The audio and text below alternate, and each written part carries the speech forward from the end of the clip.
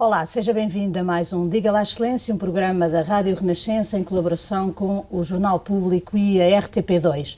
A líder do principal partido da oposição é a nossa convidada de hoje, na sequência das entrevistas aos líderes dos partidos com assento parlamentar, que temos vindo a realizar ao longo das últimas semanas. Manuel Ferreira Leite vai explicar-nos com que argumentos vai tentar convencer os portugueses a darem-lhe o poder nas eleições que se avizinham e que cenários eleitorais são para si admissíveis após as próximas eleições. São temas para falarmos na entrevista dos próximos minutos. Eu sou a Raquel Abcacis, comigo para a condução desta entrevista está também o José Manuel Fernandes, diretor do Jornal Público. Doutora Manuel Ferreira Leite, muito obrigado por ter aceito o nosso convite. A senhora e o engenheiro José Sócrates estão de acordo pelo menos num ponto em que é absurdo falar num cenário de Bloco Central pós-eleitoral. Não sei qual a opinião exatamente do engenheiro José Sócrates, sei convictamente qual é a minha posição. E a minha posição, já explicitei mais do que uma vez, é que eu sou contra a existência do Bloco Central. E sou contra a existência do Bloco Central independentemente dos protagonistas. Porque o chamado Bloco Central, Partido Socialista e Partido Social Democrata, em Portugal representam mais de 80% dos eleitores. E, portanto, não é uma união de partidos que não aniquile praticamente o sistema democrático. Porque é um bloco muito significativo. E, portanto, eu sempre fui contra a ideia de que o governo ou o país pudesse ser governado por um sistema que efetivamente não contemplasse em si uma alternativa. Quando os dois representam mais de 80%, e, portanto, ou cerca de 80%, a alternativa não existe. No anterior governo do Bloco Central que já existiu, acha que não foi um governo vantajoso para o país? Foi um momento muito especial na época, mas não creio que tenha sido nada de muito especial para o país, tanto assim que aquilo que se desejou muito foi que ele acabasse. Sim, mas apesar de tudo foram tomadas medidas extraordinariamente duras. Os portugueses num ano perderam 9% do poder de compra por causa da situação, nomeadamente da dívida externa. E hoje em alguns indicadores económicos nós estamos quase tão mal como nesse período. Estamos e para isso é absolutamente essencial que as oposições tenham consciência disso e colaborem na solução dos problemas do país. E aí é tão essencial a posição da oposição como é essencial a posição do governo. Isto é, não há, perante a situação atual, não é possível haver um governo que julgue que tem a solução na mão e que não precisa de ouvir ninguém e que a sua solução é que é a solução perfeita.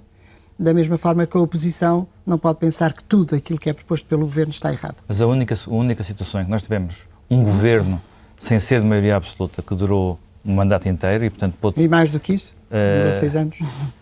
Não, sim, durou... Foi uma maioria, depois foram reeleitos. Sim. Foi o primeiro governo do engenheiro António Guterres. Exato. Na altura, o PSD, porque estávamos a entrar para a moeda única, nunca chumbou o orçamento, que era a altura em que poderia derrubar exatamente, portanto, responsavelmente comportou-se. Mas neste momento, digamos, o clima entre o PSD e o Partido Socialista, ou, se quisermos, entre as lideranças dos dois partidos, não tem nada a ver com o clima que existia nessa altura. Nada. Portanto, vê a possibilidade de um governo de minoria de José Sócrates conseguir acordos estáveis com o PSD? Eu acho que aquilo que é inaceitável é que numa situação muito difícil em que está o país, haja algum governo, algum primeiro-ministro que entenda que mesmo com a maioria absoluta não tem que ouvir as contribuições dos outros partidos. Isso eu acho inaceitável e acho que tem sido prejudicial para o país. Portanto, esta maioria absoluta, digo convictamente, tem sido prejudicial para o país, porque tem seguido uma política errada e não tem sabido ajustar-se porque não quer ouvir ninguém, porque tem maioria absoluta. Enquanto que se não tivesse maioria absoluta, provavelmente aquilo que tinha que fazer era fazer alguns ajustamentos, algumas reorientações de política, no sentido de o país usufruir desses benefícios. Mas isso é um problema das maiorias absolutas, porque isso é um problema das maiorias absolutas em geral, independentemente de serem do PS ou do PSD, porque o professor Cavaco Silva, mas o professor Cavaco Silva não governou o país, fez parte, também era acusado de não ouvir as oposições, mas não governou o país numa situação de crise. Não governou o país numa situação... E, portanto, era aceitável que não houvesse oposição nessa altura? Ninguém acusava de que as políticas estavam a ser erradas. As políticas estavam tão certas ou tão pouco certas... A oposição naturalmente acusava, como hoje em dia acusa, mas não acusava, com certeza, enfim, pontualmente em relação a determinado tipo de medidas, mas não em relação aos resultados, porque o país crescia, o país desenvolveu-se. E, portanto, num momento de crescimento e de desenvolvimento, é normal que se avalie a política pelos resultados. E ao avaliar-se a política pelos resultados, os resultados eram bons. Não é o caso atualmente. Se eu tenho que avaliar a política, eu estou a avaliar a política pelos resultados. Os resultados são todos negativos. Se são todos negativos, quer dizer que a política está errada. E, portanto, mantém-se verdadeiramente prejudicial para o país que haja um Primeiro-Ministro que, a despeito da política ter efeitos negativos e, portanto, estar errada, se mantenha obstinadamente a seguir a mesma política. A doutora acha ou não conveniente que no fim das próximas eleições legislativas haja uma maioria absoluta? Diga? Acha que é bom haver uma maioria absoluta ou acha que isso é prejudicial? Acho que a maioria absoluta é boa ou má, consoante o uso que se faz dela e com a situação em que se está. Portanto é má para o PS e bom para o PSD? Diga? É mau para o PS e bom para o PSD neste momento? Não. Não é mau para o PSD. Gostava de as ganhar com a maioria absoluta? Eu gostava de ganhar as eleições. E penso que as posso ganhar e é para isso que estou a trabalhar e estou motivada para tal e estou convencida que eu posso ganhar. Mas acha que era bom, tal como o Primeiro-Ministro já disse claramente, é bom, com certeza. Absoluta? Quando se ganha, quer-se ganhar por maior número possível. Agora, eu não vou dizer aos portugueses que é muito bom que haja uma maioria absoluta em nome de quê? Em nome de estabilidade governativa. Bom, mas nós tivemos um governo de maioria que acabou numa dissolução do Parlamento. E, portanto, não deu estabilidade. Governabilidade, bom, mas governabilidade significa que um governo não pode ser posto em causa porque tem maioria absoluta. Bom, e eu acho que isso é bom se o governo estiver a governar bem, é mau se o governo estiver a governar mal. E, portanto, temos exemplos na nossa história de todas as situações. Temos governos de minoria que foram capazes de governar durante uma legislatura, o caso do engenheiro António Guterres. Temos governos de maioria que foram bons porque foi necessário fazer reformas no país e essas reformas conduziram a bons resultados, e tenho uma maioria absoluta neste momento, que eu acho que é má para o país, porque está a conduzir a maus resultados, mas como tem maioria absoluta, permite-lhe, dá-se ao luxo de não mudar as políticas a despeito de elas estarem erradas. Eu acho isto desastrado para o país.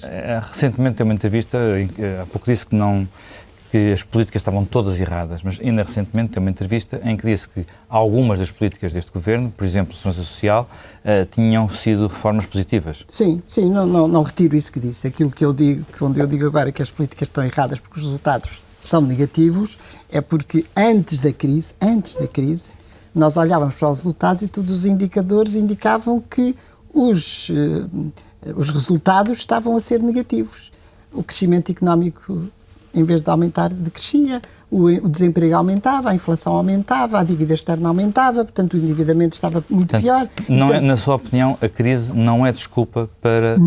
Não é desculpa. Não é desculpa, peço só desculpa de uma coisa também, só de dizer o seguinte, é que esta afirmação não é feita só por mim, que poderia dar um pouco a ideia, enfim, sou líder do maior partido da oposição e, portanto, poderá haver tendência. Não, toda a gente diz isso. Todos os economistas, todos os analistas afirmam que a crise em que nós estamos está agravada pela crise internacional, mas ela já cá estava e, como sabe, eu própria, há muitos meses que a anunciava e que dizia que estávamos numa crise que iria redundar numa coisa destas. Portanto, evidentemente que a crise internacional agrava a situação, mas, infelizmente, aquilo que nós vamos verificar, e afirmo aqui publicamente, e depois se dirá se isto se verificou ou não, a crise há de passar no resto da Europa e nós vamos estar em crise. As previsões da União Europeia é que nós seremos os penúltimos a sair da crise. É só a Espanha que sairá depois da crise. Mas são previsões só que a Espanha está a sair da crise e está na crise de uma situação acima da nossa. E esse é o ponto de diferença. É um facto. Agora, a dificuldade de enfrentar uma crise como esta, que tem uma componente externa muito forte, é que Portugal tem muita dificuldade em evitar as crises externas, já que é uma pequena economia. Com certeza. Já que é uma pequena economia. Portanto, que instrumentos diferentes daqueles que o Governo está a utilizar, utilizaria para combater a crise, porque se nós damos mais dinheiro aos consumidores, vamos provavelmente aumentar a dívida externa. Ou aumentar talvez as poupanças, não é? Parte das poupanças, o que também já não é mau, porque os bancos precisam disso. Se vamos fazer certo tipo de investimentos, boa parte deles são feitos à conta das importações. O que é que se pode fazer, em concreto, para além do apoio às pequenas e médias empresas, que tem sido a sua batalha, para além disso, por exemplo, em outros domínios onde o Governo pode ter iniciativa, o que é que se pode fazer para combater a crise? Bom, eu, na sua pergunta, discordo do ponto que foi ter dito apesar ou para além das pequenas e médias empresas, quando eu considero que isso é o fulcro da situação. Sim, mas portanto, a sua posição é conhecida. Por isso não, é que mas a minha posição é conhecida, mas é conhecida, direi, o apoio às pequenas e médias empresas, agora ela tem um sentido. E o sentido é o seguinte: neste momento nós estamos com um problema gravíssimo, estrutural, que é o problema do nosso endividamento. E temos um problema resultante de várias circunstâncias, que é o desemprego. E estas duas questões não podem deixar de estar no centro das nossas preocupações e no centro da nossa orientação política. Daqui resulta uma opção oposta à do Governo, porque o Governo, aquilo que está a fazer, está a agravar estes dois problemas. Está a agravar o endividamento, na medida em que aposta no investimento público, mas investimento público de grandes... de grande dimensão, chamados empreendimentos megalómanos, que vão agravar o nosso endividamento. E, portanto, está a fazer exatamente aquilo que não pode fazer, que é estamos com um nível de endividamento enorme e a decisão é agravar o endividamento. Estamos com um problema de desemprego. E vamos ver onde é que o problema de desemprego é mais grave e onde é que ele tem origem. E o desemprego tem origem nas pequenas e médias empresas. E não nas grandes empresas, nas grandes unidades. Não só porque nós temos praticamente, enfim, grande parte do nosso sistema produtivo é pequenas e médias empresas, como é ali que se cria o emprego.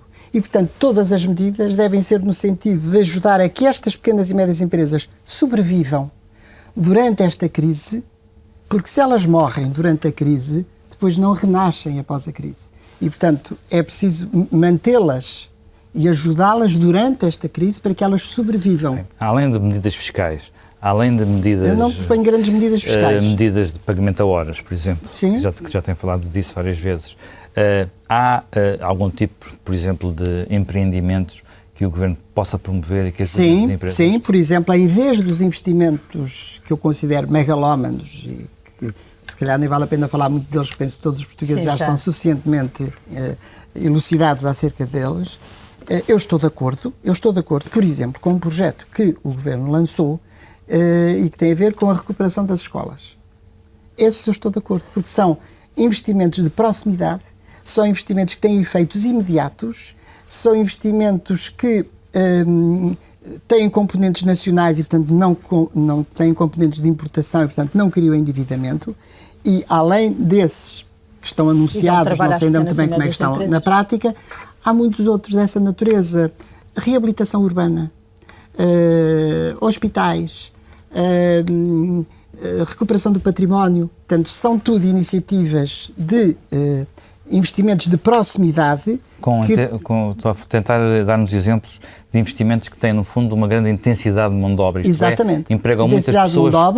Intensidade de mão de obra, efeito imediato, porque se eu iniciar hoje a recuperação das escolas, hoje eu começo a ter efeitos. Se eu iniciar investimentos na área do aeroporto ou na área do TGV, não sei quando é que isso vai ter efeitos. Agora não é com certeza. E, portanto, mesmo que o Governo entendesse que esses investimentos são muito importantes para o país, uma coisa é certa: não são para combater a crise, são para qualquer outra coisa. Não são para combater a crise, não servem para combater a crise, servem para agravar aqueles aspectos que neste momento têm que ser combatidos. E, portanto, nesta questão eu não tenho dúvidas acerca disto. É que, sendo os nossos dois grandes problemas, estes dois problemas, não se podem estar a tomar medidas que agravam estes problemas. Têm que se tomar medidas que minimizem estes problemas. E a senhora acha que o engenheiro José Sócrates já percebeu isso que está a dizer? Quando diz que eles constatam que fazem políticas erradas e mantêm-se no erro, é sobre isto também que está a falar? Eu julgo que quando se está a pensar no interesse nacional, a última coisa que se deve fazer é insistir por teimosia em determinados aspectos que podem beneficiar muitos setores. Estamos em vésperas de eleições e um dos problemas graves que existem no país, como já disse, é a questão do desemprego.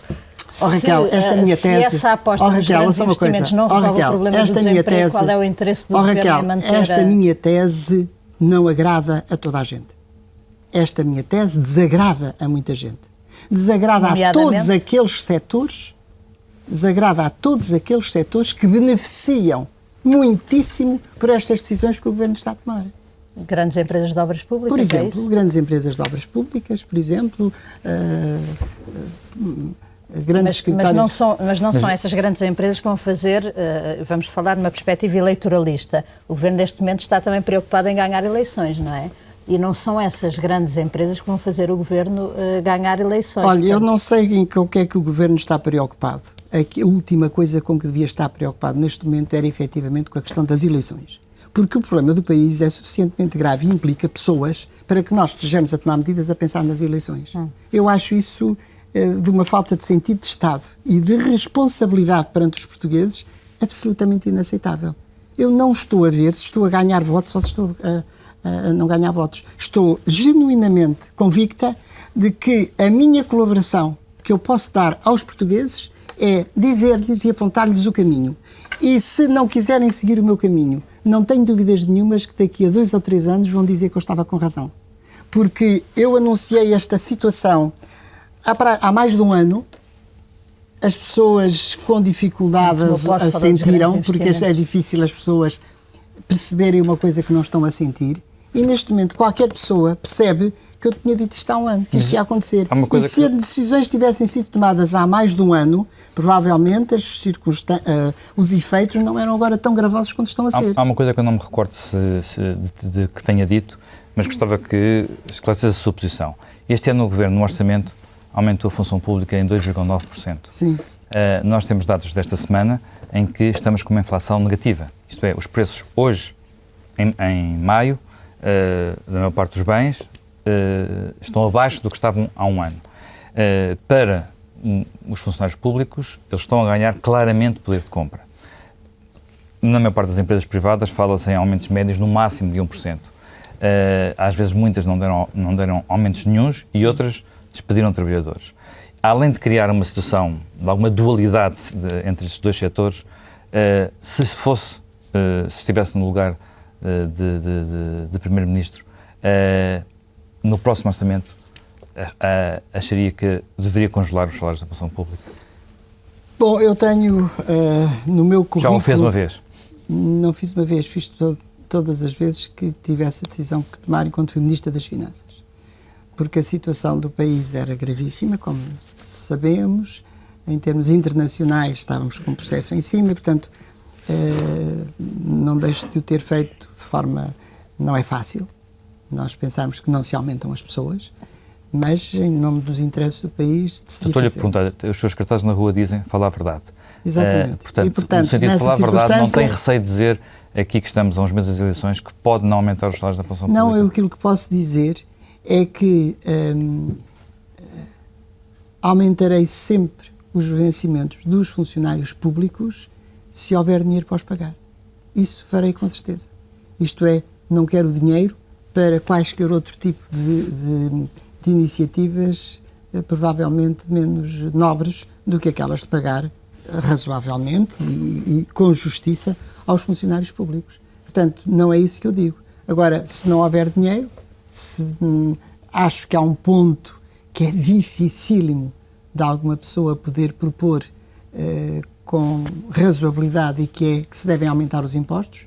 Acho que os impostos não podem aumentar e, portanto, perante os números que desconheço neste momento quais são... Mas acredita na previsão da Comissão Europeia que aponta para 6,5% de déficit este ano? Acredito que seja mais do que isso. Eu acredito que o déficit do orçamento neste momento passa a ser superior aos 6,5%. E isso é um ponto altamente preocupante, que de resto nós sempre falámos nisso, e que era de que a consolidação orçamental não estava a ser feita pela despesa, mas pela receita. Portanto, entra-se em crise, a receita falha, quando falha estamos outra vez na mesma situação. Mas há um ponto que estou mais receosa ainda em relação ao orçamento, devo-lhe dizer. e que tem a ver com a questão da segurança social. Porque eu considero estranho que o Governo tenha anunciado tantas medidas, tantos milhões que vão surgindo, sem necessidade de fazer um orçamento retificativo.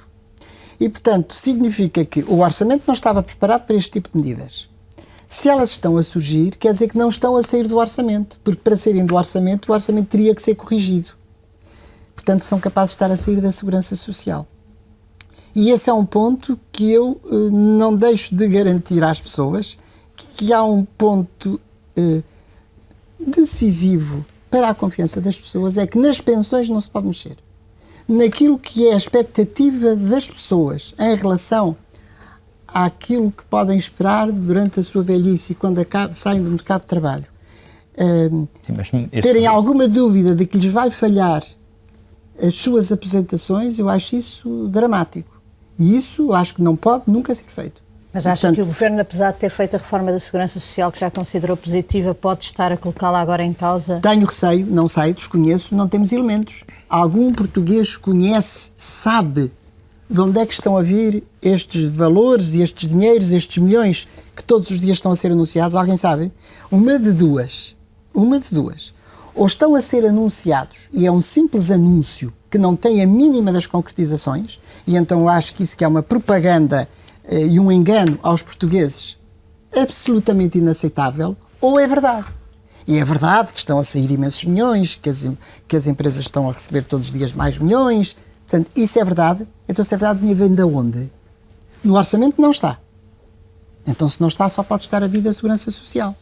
E então, em que situação está a Segurança Social com esta hemorragia de dinheiros que todos os dias são anunciados? Mas é possível. Portanto, eu posso estar a ser injusta, estou a pôr os cenários possíveis e acho que não há terceiro cenário, só há estes dois. Gostaria que o Governo, e até diria que o Governo tinha a obrigação de o fazer, na Assembleia da República, mostrar como é que estão as contas, onde é que vai buscar o dinheiro, quais são as aplicações que estão a ser feitas. Porque eu, neste momento, tenho o direito de desconfiar de uma de duas coisas. Ou que está a sair da Segurança Social, então eu quero saber qual é que é a situação da Segurança Social, ou está a ir não se sabe para onde. Portanto, é um dos pontos que eu já levantei mais do que uma vez e em relação ao qual não tive qualquer tipo de resposta. Dr. Manuel Ferreira Leite, nestes meses que leva à frente o partido, a senhora tem sido muito criticada pela gestão dos timings e também pela ausência de uma política correta de comunicação e muitas vezes muitos correligionários seus fazem também críticas sobre uma ausência de propostas alternativas, que é também um pouco o discurso do governo do Partido Socialista. Perguntava-lhe, colocou um cartaz nas ruas a pedir às pessoas que colaborassem, que não desistissem e que apresentassem as suas ideias. Acha que a 6 meses das eleições essa é uma mensagem que passa bem para as pessoas, que a líder da oposição não apresenta as suas próprias ideias e esteja à espera que elas lhe sejam transmitidas pelos eleitores? Pois eu acho que os eleitores até têm obrigação, e penso que são suficientemente sensatos, para exatamente fazerem um raciocínio um bocadinho inverso àquele que a Raquel está a fazer. E que é, eu gostaria muito de que o programa que apresentássemos fosse alguma coisa de execuível.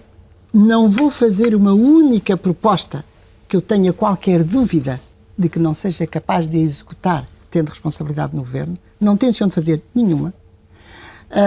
Portanto, essa acusação vai ser muito difícil algum dia fazerem-me. Mas gostaria de conhecer profundamente quais são os problemas das pessoas, quais são as sugestões das pessoas, qual é a... É muito importante que as pessoas se envolvam. Por esse feedback para fazer o seu programa? Há de compreender, faça-me a justiça de pensar. Que eu tenho algumas ideias na cabeça. Posso não ter muitas, posso não ser muito brilhantes, mas tenho com certeza ideias na cabeça, tenho com certeza projetos e tenho com certeza finalidades. O facto de estar a querer ajustar isso, a envolver as pessoas nesse programa, eu acho que só pode, efetivamente, dar a ideia, que é aquela que eu tenho, de que as pessoas devem ser ouvidas. E quanto aos timings, eu devo-lhe dizer que eu tenho ideias, tenho objetivos, tenho traçados. E aquilo com que estou verdadeiramente preocupado é com os problemas das pessoas. E com aquilo que as pessoas se preocupam quando acordam de manhã. não estou nada preocupada com aqueles problemas que são problemas de fé diversa e que não preocupam rigorosamente as pessoas. Acha que alguém acorda de manhã a pensar no timing que eu defini, seja para o que for? Foi desde a apresentação dos candidatos às eleições europeias, foi de não sei o quê, todos os países, alguns ainda nem apresentaram esses candidatos. Mas, portanto, para nós fazem de tudo um timing para dizerem que eu estou atrasada.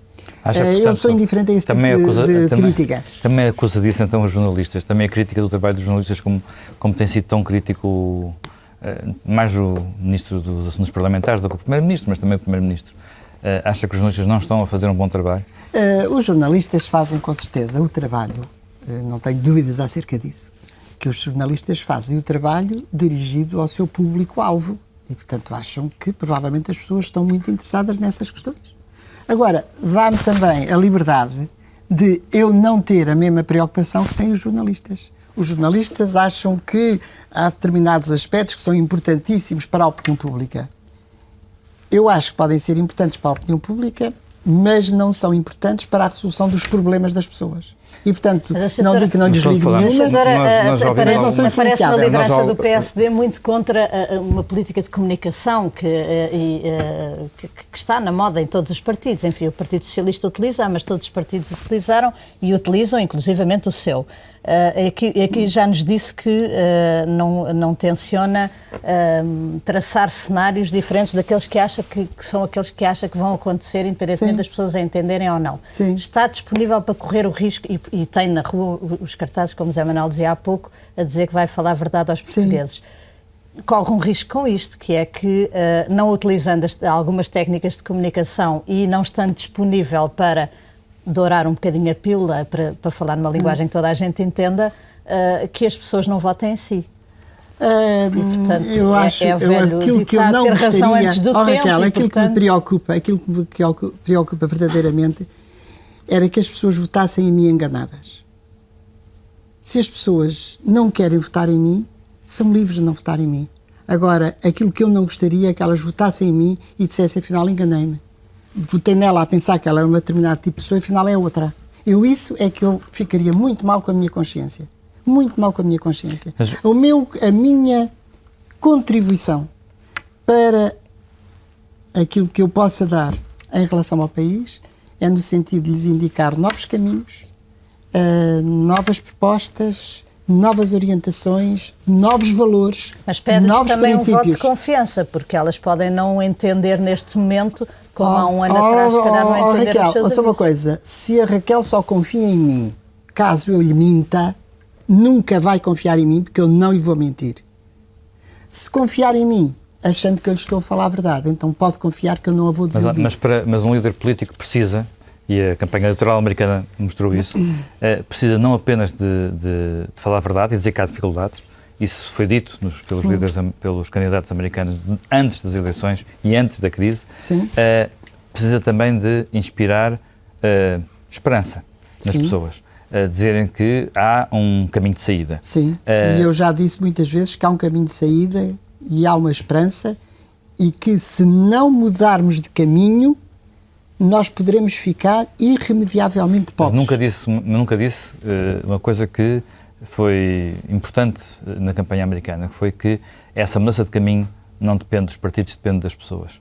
E que, ao depender das pessoas, depende da mudança de alguns hábitos que as pessoas têm, nomeadamente de consumo.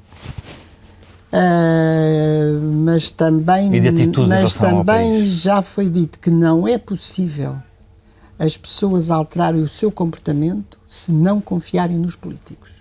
E quando há uma crise na classe política, quando há uma falta de confiança na classe política e há alguém que pretende alterar essa forma de estar na política, é criticado porque não faz aquilo que os outros fazem. Mas aquilo que os outros fazem, aquilo que é criticado na política, é aquilo que não cria confiança nas pessoas. E, portanto, eu estou absolutamente determinada a manter-me naquilo que eu considero... Mas isso é verdade, mas deixa-me só perguntar uma coisa... Desculpa, a memória que tem de si é de uma pessoa que esteve como Ministra das Finanças a tentar pôr as contas na ordem. Sim, senhor. E que isso implicou sacrifícios. Exatamente.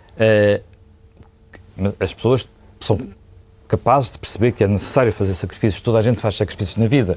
Mas até para ter um filho, é necessário abdicar de outras coisas. Mas uma coisa é ter sacrifício, mas tem-se esperança que a seguir vem uma alegria, vem uma outra vida. Claro.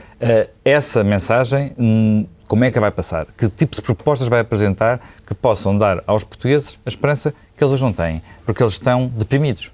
Eles estão deprimidos e estão deprimidos fundamentalmente porque fizeram sacrifícios e, ao fazerem estes sacrifícios, não veem resultados, que é do pior que existe.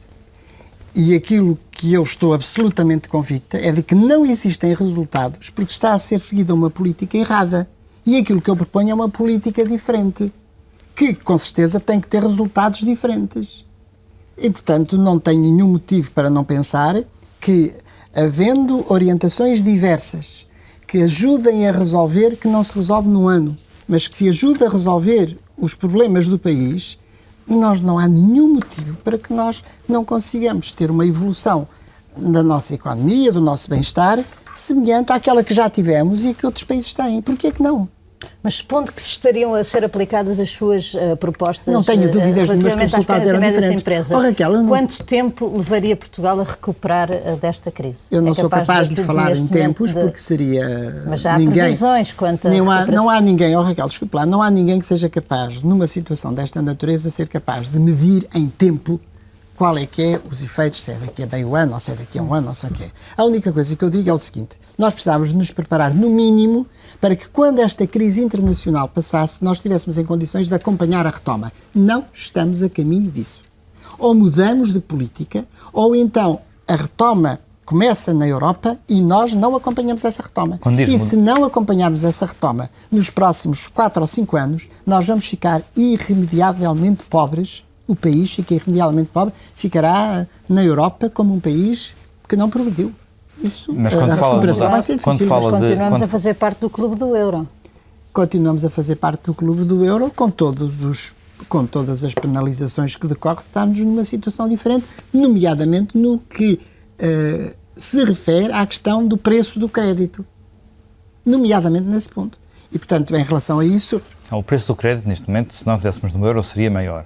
Agora, seria? Não, mas eu sou uma defensora acérrima do euro. Portanto, agora, a questão é, o euro tira-nos a liberdade para poder fazer uma depreciação da moeda, por exemplo, como foram medidas tomadas noutras alturas. Sim, não temos para conseguir recuperar a economia. Mas enquanto não resolvermos ou não ajudarmos a resolver, porque enfim, ou pelo menos ficar numa tendência decrescente, por exemplo, o problema do nosso endividamento, o que vai acontecer é que a taxa de juros é marcada pela Europa e para nós vamos ter uma taxa de juros muito superior a todos os outros países. Não é apenas o Estado que se endivida, quem se endividam são os cidadãos. Quando nós falamos do endividamento externo, estamos a falar de 65% de endividamento do Estado e de 200% de endividamento do país. Sim. Portanto, isto é, 2/3 do nosso endividamento externo são os bancos que se endividaram para as pessoas se endividarem.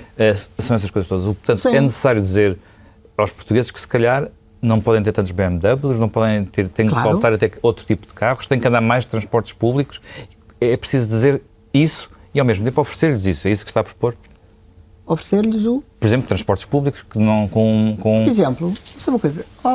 José Manuel Fernandes, já imagino que se os recursos que neste momento estão a querer ser destinados ao TGV fossem aplicados, esses mesmos recursos fossem aplicados, por exemplo, na reestruturação geral de toda a linha ferroviária nacional, o efeito que isso tinha no país, não só em crescimento, porque eram investimentos mais de proximidade, e, portanto, eram com meios sem tantas importações, e o que isso melhoraria de transportes entre diferentes cidades relativamente próximas, mas mal servidas de transportes, de ligações, isso teria sempre um efeito extraordinário numa coisa dessas. E, portanto, eu estou absolutamente convicta que esses valores, se fossem canalizados para outros setores, mais uma vez digo, por exemplo, para a reabilitação urbana ou para a reabilitação de escolas e hospitais, portanto, esse tipo de investimentos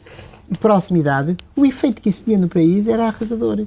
Mas há alguns investimentos, por exemplo, que são investimentos relativamente pesados, bem feitos por empresas que não são do Estado, portanto, empresas privadas, como, por exemplo, a construção de barragens, que, do seu ponto de vista, Eu nunca critiquei a construção das barragens. E não critiquei a construção das barragens porque essas, efetivamente, foram dadas em concessão a sua construção a setor privado e, portanto, não é aí que o Estado perde dinheiro. Só tenho uma dúvida na forma como foram feitas essas concessões, que não as conheço suficientemente para, com seriedade, poder analisá-las completamente. A única coisa que eu sei é que, ao dar essa concessão, essas empresas tinham que pagar ao Estado um determinado montante. E esse montante, logicamente, seria dividido ao longo de vários anos. E aquilo que o Estado pediu foi que este montante, em vez de ser dividido a vários anos, fosse entregue todo de uma vez. E, portanto, uma parte do déficit orçamental que foi reduzido foi pelo facto de este montante muito significativo ter entrado de uma vez. Não. Isso é um problema importante para nós percebermos o problema do déficit. Mas não querem ouvir só falar do déficit. Mas deixe-me só acabar, se faz favor. É que quando uma empresa paga isto na totalidade, em vez de pagar por tranches, levou um preço.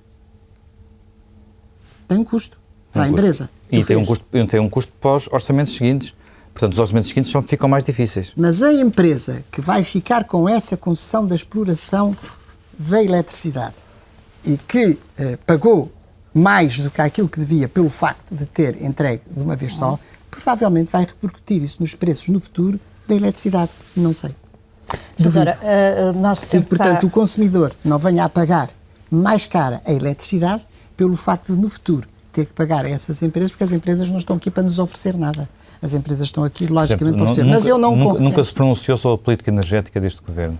Acha que a política energética está correta? Não acho errada. Não acho errada. Portanto, eu não contestei a questão das barragens. Contesto a questão das autoestradas, muitas delas. Já sabemos, Adora, temos mesmo que avançar, porque o nosso tempo está a correr e há algumas perguntas que gostava ainda de lhe colocar. Uma das coisas que esta crise colocou a nu foi, enfim, desfazer um engano em que muita gente incorria, que era que o nosso sistema bancário era um sistema seguro e sólido. Houve as crises do BCP primeiro, depois BPN e BPP, que estão ainda a causar muitos problemas. Aquilo que eu lhe pergunto é se não acha que o regulador, neste caso o Governador do Banco de Portugal, deveria tirar consequências daquilo que se está agora a saber. Eu acho que não é só o Governador do Banco de Portugal, eu acho que são todas as instituições reguladoras a nível mundial que evidentemente se percebe que falharam. Nos Estados Unidos da América, o correspondente do Governador do Banco de Portugal assumiu responsabilidade. Eu não faço parte das pessoas que acham que esta crise do sistema financeiro é algo que põe em causa fundamental o sistema financeiro. O sistema financeiro é algo que é absolutamente essencial para o crescimento económico. E não há crescimento económico sem o sistema financeiro eficaz. E aquilo que falhou foi exatamente um conjunto de existência de instrumentos não regulados que criaram esta situação. No caso de Portugal, temos um caso, ou dois casos, eu até diria praticamente um caso, talvez o caso do BPN, em que, independentemente da existência da regulação, independentemente de qualquer coisa, era uma situação em que muitas pessoas, analistas, tinham algumas dúvidas acerca da solidez do banco. Da solidez e das práticas do banco. Exatamente. É esse banco que está ligado o Dr. Dias Loureiro. Sim. O candidato às europeias do PST já se pronunciou no sentido do Dr. Dias Loureiro deixar o Conselho de Estado. Não me recordo que tenha se pronunciado sobre esse assunto. Não se recorda, nem se vai passar a recordar, porque eu não me pronuncio sobre essa matéria. E ainda por cima, acho que é um ponto que rigorosamente não tem a ver com nada do sistema financeiro. E, portanto, mas tem a ver com a credibilidade dos políticos. Tem a ver com a credibilidade dos políticos, mas há credibilidades e credibilidades, há aspectos que podem ficar mais assim ou mais assado, mas que eu considero que são do foro pessoal de cada um e, portanto, o foro pessoal de cada um resolve. E sente-se confortável com isso? Diga? Sente-se confortável com a atual situação? Nem confortável nem desconfortável, acho que não sou julgadora de ninguém. Mas em relação ao Dr. Vítor Constâncio, ainda não consegui perceber o que é que acha. Acha que ele esteve bem na fiscalização e na regulação do mercado, sobretudo também no caso do BPN, em que, como acabou de dizer, já havia muitas suspeitas e muitas dúvidas sobre os procedimentos do banco? Bom, eu acho que há com certeza falhas na regulação. Isso parece-me que é uma coisa evidente que existem falhas na regulação. E não acha que era ouça, há um ponto que eu não sei medir. Há um ponto que eu não sei medir. que eu não sei medir. E eu não gosto de falar sobre coisas que não sei. Não sei medir se existiam ou não os instrumentos necessários para que essa regulação pudesse ter sido feita de uma forma mais eficaz. Se me disser, existem ali todos os instrumentos e o Banco de Portugal não viu porque foi incompetente, bom, aí acho que havia uma consequência a tirar. Não sei se isso é assim. Não consegue ainda tirar conclusões sobre isso? Não, porque eu acho que ninguém as tirou ainda. Ninguém foi capaz de dizer exatamente se aquilo que existia era suficiente ou se aquilo que não existia não era suficiente. Mas, por exemplo, o seu vice-presidente, Dr. António Borges, neste mesmo programa, já disse que achava que, por aquilo que se sabia, que havia uma clara incompetência mas eu não respondo, Raquel, eu não respondo pelas opiniões de ninguém, pois respondo pelas minhas opiniões. Estou só a dizer que ele já tem dados aparentemente para tirar essa conclusão. Admito que sim, eu não os tenho. E, portanto, como não os tenho, não faço essa afirmação tão categórica. Mas é só isso. Ferreira Leite, já sei que vai dizer que não excluiu Marcos Mendes das listas às europeias, escolheu Paulo Rangel, foi o que disse numa entrevista recente. Sim. E o Dr. Marcos Mendes vai ter lugar nas listas para as legislativas? Não estou a fazer ainda as listas para as legislativas. Mas acha que ele é um ativo do partido com que deve contar? Toda a gente do partido, séria, honesta, colaborante, defensora da política e dos interesses do país, todos eles têm com certeza lugar limitado, porque os números de lugares não são ilimitados, têm lugar no partido. Não tenho nenhum argumento contra o Dr. Marcos Mendes. Portanto, isso é um ponto. O Dr. Marcos Mendes é uma pessoa respeitável. Mas é uma pessoa com quem conta para construir uma alternativa? Conto com o Dr. Marcos Mendes, como conto com todos os militantes do partido. Com o Dr. Passos Coelho, por exemplo. Com todos os militantes do partido que queiram colaborar na minha política. Nem todos podem ir para deputados, nem para lugares de maior visibilidade, não é? Por isso se pergunta em relação a estes dois casos e não em relação a todos os outros militantes. Todos aqueles que se identificam com a minha política, com certeza que têm lugar. Se não se identificam com a minha política, são eles próprios que dirão que não se identificam com a política, não sou eu. Qual é o seu objetivo para as eleições europeias? Isto é, ganhar as eleições europeias. Ter mais votos nas eleições europeias. Ter mais votos nas eleições europeias. Ser o partido mais votado. Não é apenas ter mais deputados. Não é apenas ter mais deputados. Porque pode acontecer que haja mais deputados e menos votos. Não. Isso não pode acontecer. Estou a dizer, ter mais deputados do que teve da última vez. Não, claro que isso seria sempre uma melhoria, mas não é esse o objetivo. Não. O objetivo é ganhar as eleições. Se não ganhar as eleições, isso tirará algumas consequências desse facto? Não tiro consequência nenhuma. Que consequências é que eu poderia tirar? Tira a consequência de que... E se não ganhar as legislativas? Se não ganhar as legislativas, analisarei. Primeiro, é um cenário que eu... neste momento vejo com dificuldade. Mas enfim, se isso acontecer... Se isso acontecer, logo vejo na altura. Eu neste momento não desenho cenários. Mas não acha que seja obrigatório ter que abandonar a liderança do partido? Não acho nada que seja obrigatório, porque isso é exatamente aquele tipo de situações em que as pessoas definem à partida o que é que deve acontecer, que é para depois tirarem todas as conclusões. Eu não vou por aí. Dr. Manuel Ferreira Leite, a senhora conhece bem o perfil do Presidente da República. Nesta situação, e tendo em conta também a preocupação que ele tem expressa em todas as suas intervenções públicas, considerava útil que ele pudesse ter um papel mais ativo na ajuda da resolução dos problemas do país neste momento? Eu acho que o Presidente da República tem a noção perfeita de quais é que são as suas competências. Não tenho nenhuma dúvida de que não vai ultrapassar essas competências, nem tenho a mínima dúvida de que não vai deixar de executar tudo aquilo que ele considera que são as suas competências. Isso quer dizer? Isso quer dizer que nem ultrapassa os limites das suas competências, nem está de braços cruzados a ver o que se passa. Acha que vai ter um papel mais ativo do que aquele que tem desempenhado até aqui? Eu não sei o que é que se avalia o papel mais ativo ou menos ativo, porque nós desconhecemos com certeza muito do papel que o Presidente da República desempenha sem ser na comunicação social. Já houve leis que o PSD pediu para o Presidente votar e que o Presidente entendeu não votar. Sim. Como é que avalia essas decisões? Não tenho que avaliar. Acho que o Presidente da República é uma coisa e é a nossa visão como partido de determinado tipo de matérias. Outra coisa é a visão que o Presidente da República, ponderando com certeza todas as informações que obteve, e todos os prós e os contras, e entendeu que do ponto de vista nacional deveria fazê-lo. Portanto, nós não estamos aqui em parceria. As pessoas têm a ideia de que a sua amizade com o Presidente com o Cavaco Silva, não com o Presidente da República, o Dr. Cavaco Silva, que é muito anterior a ele ser Presidente da República, faz com que sejam algumas das estratégias do PST serão combinadas com o Presidente.